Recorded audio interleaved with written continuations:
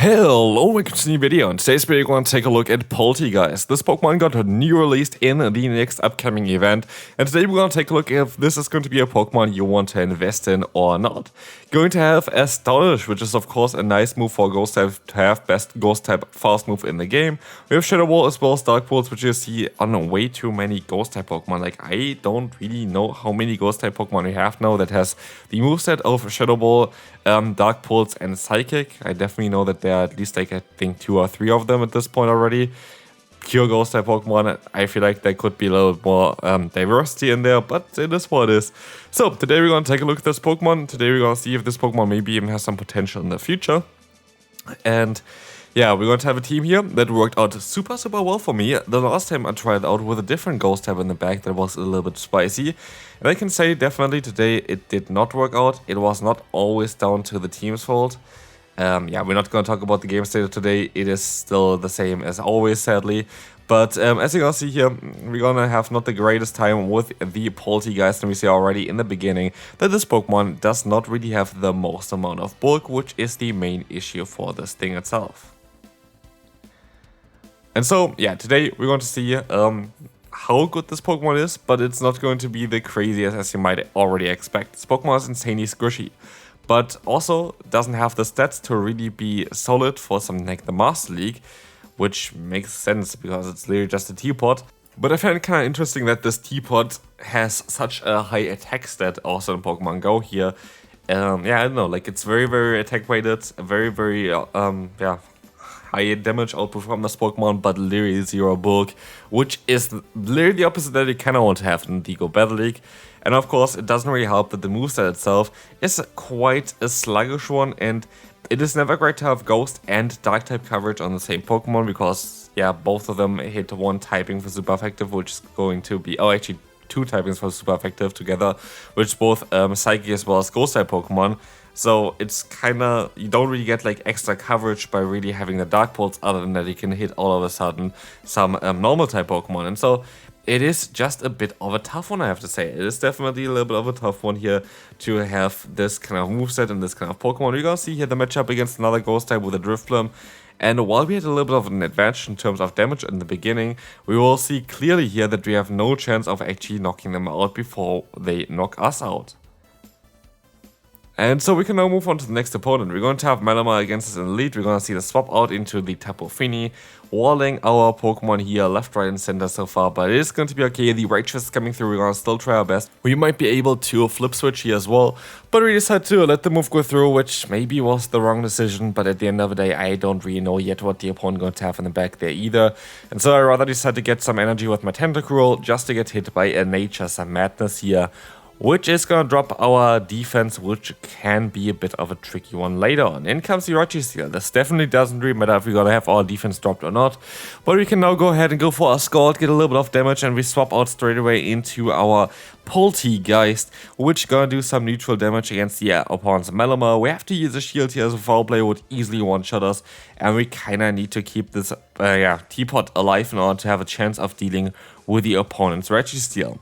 And so we're going to use a shield here again against the opponent. We are just floating around as a teapot, and we're going to try our best to go for the Dark Pulse here to knock them out, which actually is going to work out. Teapot is going to claim a kill here, and we will see that we can have the Registeel against us, and it's going to be somewhere we're going to have to swap out, try to catch a Focus Blast here, hoping that the opponent will try to just go straight for the first move. They didn't. And with this game is over. Well played by the opponent. They still have a shield left. I'm forced to go for a double Dark Pulse. We have a bit of lag here again, which doesn't even allow us to get to 1. And so it's going to be a very good game.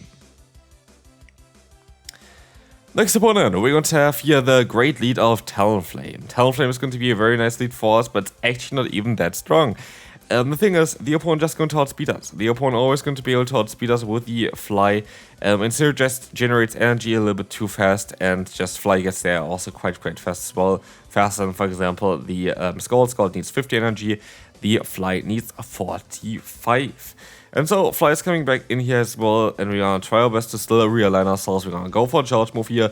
It is going to be able to get the final shield from the opponent, as we are reaching out for another move which did not work out at all. but we can go for the full farmer now, and we're gonna try our best to get some energy advantage for the Polteageist. What do they have in the back? Hopefully they're weak to it. They have Relegator, and literally I think nearly every single battle here today I just got kind of walled from the beginning, which happens, I guess. But I literally played the same team, just a bit differently, of course, with the Cursor before, and it was like such a great team, so I don't really think that the entire team just changed just because we have a teapot in the back. I still think that this team is really, really strong. I don't think I was really lucky today with the matchups that we had, but it is what it is. As you can see here, Verizon is coming in there as well. We were not able to hit the excellent because of lag, but it is what it is. We're going to see that the opponent going to knock us out. Didn't matter at all anyway. Greninja is going to be next. This is going to be a great matchup. Again, the clunkiness, you even see it here like in 1.8 times speed.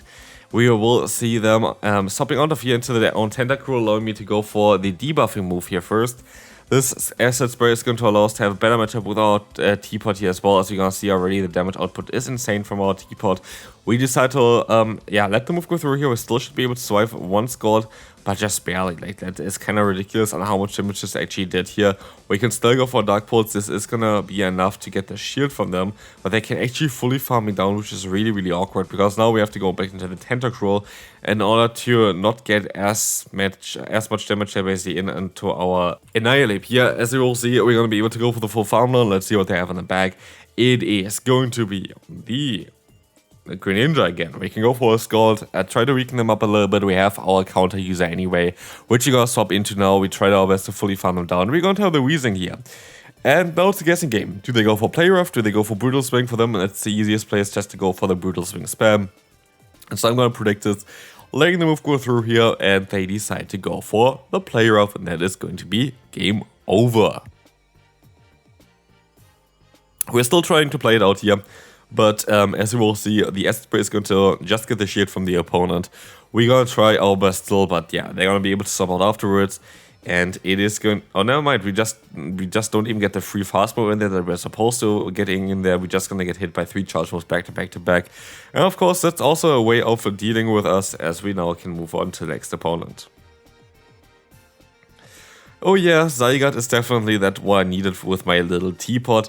Yeah, we're going to have the biggest legendary Pokemon here against us, the bulkiest Pokemon, and we have a teapot with us. So that is going to be a little bit of a difficult one there, I would say. But maybe our Spicy Tea has some potential to still knock out the opponent's Zygarde. But as we will see here, they're going to swap out into the Talonflame. Oh wow, we have some more lag, allowing the opponent to get the free fast move in here.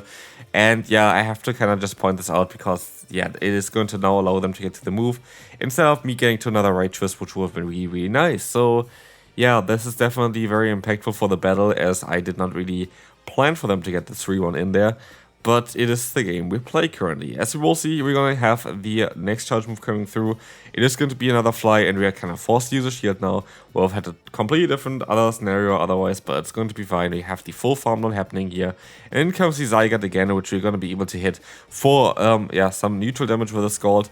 Getting them kind of low, we can go for another one, but you can also swap out into our Polteageist, getting out the opponent's Typhlosion. Typhlosion, a very squishy Pokemon, but you already see on how squishy we are actually, because our health is just dropping like it's nothing. Even though we have Stab Astonishing against the opponent, they're still going to do way more damage than we do ever to them. We'll let the move go through. We have just the Tentacruel left. I'm forced to use... Oh wait, I don't even have a shield anymore, so yeah, that's going to be just a game over. And we can now move on to the next opponent. Greninja, that's going to be a very solid matchup for us. Of course, we don't want to have this Pokemon against our little teapot. I don't really know why the frog doesn't, or like the tea doesn't really like a frog, but it is going to be fine for us as we're going to have it in the lead here. We can even go for a Scald, trying to fish for a debuff with a Scald, which I don't think ever happened in today's video. I don't think there was, yeah, there was no debuff there. And as you will see, the opponent can go ahead and go for Night Surge, gets us kind of low, get the attack boost, great job there. Doesn't really matter, as we will see the opponent swapping out there into the Tentacruel. I can go ahead and swap out into my Annihilate as I go ahead and go into the Weezing. So, this is going to be not really as straightforward, I would assume, but we're gonna try our best still with our, yeah, Annihilate here. We're gonna try our best to just let the move go through here. It's going to be another player off, so the boost was for nothing. And we try still our best now with the Tentacruel. I really needed them to kind of bait there, But as you will see, we can at least still go ahead and go for a Scald. That is going to be fine. This is going to be able to get the shield from the opponent, and we try our best to do something as well. But as you're going to see, the opponent decides to go ahead and go for another charge move. It's going to be a brutal swing, and they are very likely going to get to another move in time. But they decide to actually swap onto the Tentacruel, which is interesting, as we will now see the debuffing move of S-Spray attached to them. That's going to be okay for us, so we can now swap out into our Teapot. Teapot is going to do a ton of damage with Astonish, and that's basically all we really need with a Teapot. Like, Stab Astonish is going to do so much damage here as well. As we will see, we're going to get the Dark Bolts in here against the opponent, which is fine. And we have no shields, and so we are definitely going to go down here. And that is not really great. Skull going to knock us out. We try our best here with our own Tentacruel, and the Weezing is just going to knock us out as well here. And so that is kind of game over. And yeah, we can move on to the next opponent. Next opponent, we're going to have a very neutral lead here for us. We're going to have two Tentacruels against each other. Again, our Tentacruel has the purpose to kind of defend our backline as well for like those Charmers, which is very, very important. As you can see here, we're going to go for the Scald. We don't get the debuff, and I just decide I'm just going to let the move go through and stop out afterwards, and I think it's going to be the best play that I can do. And as we all see here, the Annihilate is going to now go up against a Clefable, getting even further hardwalled, which is what it is. Stuff like this just happens, but as we will see, we will try our best to go for another Rage Fist afterwards. The opponent is going to decide to go for a charge move. It is going to be, yeah, I think there was a medium mesh there. And we can try our best to just go for those Rage Fists and get them into range where we can fully farm them down, which is going to be the case now. They were likely going to use a shield here, but that's going to be okay because we can just go for the full farm down here and get the KO. Let's see what's coming in next. It's going to be, I think it was a Tentacruel, so we can go ahead and go for the Rage Fist, allowing us to get the opponent down to their last shield. Well, let's see, they're going to be going for the Scald here. We will try our best to go for the full farm down. I think with the Tentacruel, I think the idea behind it, just going to go for the full farm down. But let's see if this is actually going to work or not. It is going to be a Scald that's going to connect. We're going to try our best to get to another move here with that Polteageist, but it was just a bit too sluggish for me. And so the opponent is going to go into their Feraligatr, knock us out. And this is basically a game as Feraligatr is just a bit too strong against our Pokemon to deal with as well. And so we can now move on basically to the next video in just a bit.